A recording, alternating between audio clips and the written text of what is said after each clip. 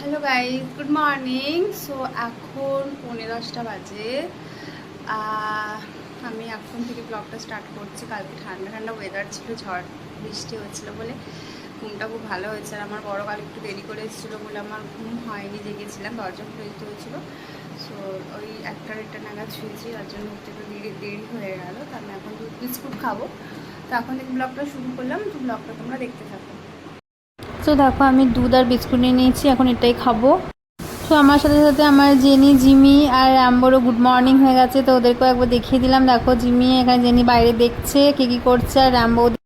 তারপর একটু বেলা করে দেখো আমি খাসির মাংস রান্না করছিলাম, তার জন্য ভাবলাম তোমাদেরকে একটু দেখাই। দেখো মাংসটা আমি ম্যারিনেট করে রেখেছি, টক দই, তারপরে তোমার পেঁয়াজ রসুন বাটা, নুন, হলুদ, সর্ষের তেল দিয়ে। আর এখানে আমি আলুটা কড়াইতে তেল দিয়ে দিয়েছি।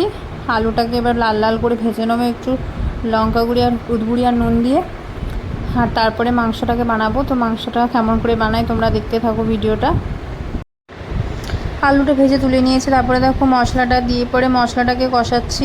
প্রথমে পেঁয়াজটাকে ভেজে নিয়েছি, তারপরে মশলা দিয়ে দিয়েছি, বাটা মশলাটা দিয়ে কষাচ্ছি। তারপরে এখানে ম্যারিনেট করা চিকেন মাটনটা দিয়ে দিলাম। এটাকেও ভালো করে এবার কষাবো অনেকক্ষণ ধরে। মশলা দেবো হলুদ গুঁড়ো, জিরে গুঁড়ো, ধনে গুঁড়ো, লঙ্কা গুঁড়ি, মিট মশলা সব কিছু দিয়ে পরে অনেকক্ষণ ধরে কষাবো মাংসটাকে আমি।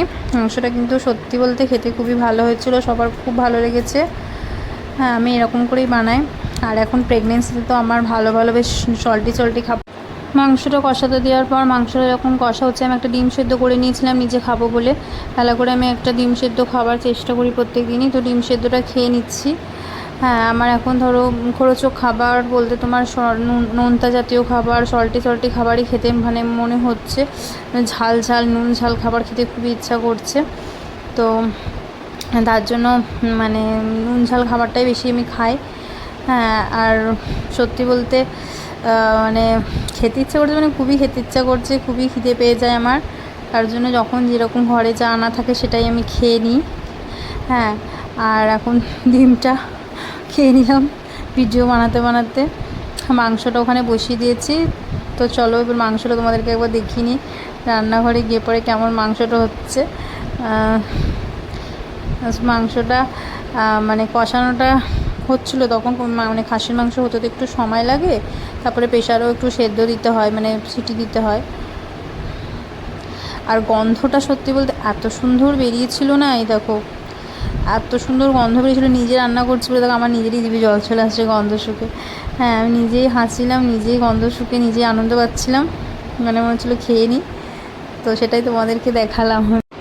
তো দেখো মাংসটা সিটি দেওয়ার পর ঠিক এরকম দেখতে লাগছিলো। দেখতে তো খুবই ইয়াম্মি, যেমনি দেখতে লাগছে সেরকম খেতেও খুব টেস্টি হয়েছিল। তো মাংসটা আমার পুরোপুরি রেডি। দেখো মাংসটা আমি তোমাদেরকে নরম খুব মানে দারুণ হয়েছিল। আর ঝোল করেছিলাম, কেন কি ভাত দিয়ে যেহেতু খাবো সেই হিসাবে বেশি করে একটু ঝোলটা করেছিলাম, আমরা তো অনেক বড় ফ্যামিলি তার জন্য।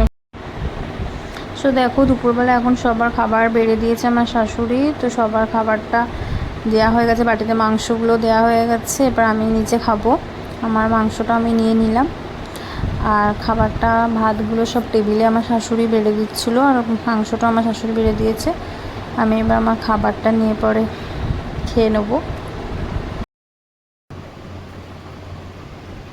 তো দেখো আমাদের মাংস রান্না করে সবার খাওয়া দাওয়া হয়ে গেছে। এটা হচ্ছে আমার বড়ের খাবার। আমার বড় তো ছোটো বাচ্চা, তার জন্য খাই দিতে হয়, জানো তোমরা, তার জন্য খাই দিচ্ছি। তো ভিডিওটা যদি ভালো লাগে লাইক শেয়ার সাবস্ক্রাইব